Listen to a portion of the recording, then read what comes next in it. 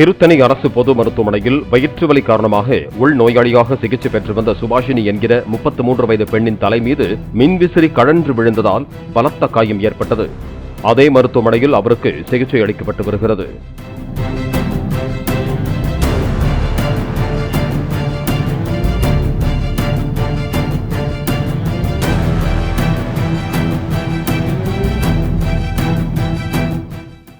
Play store மற்றும் app ஸ்டோரில் இருந்து பாலிமர் செயலியை QR கோடு மூலம் பதிவிறக்கம் செய்யுங்கள். செய்திகளை உடனுக்குடன் பெறுங்கள்.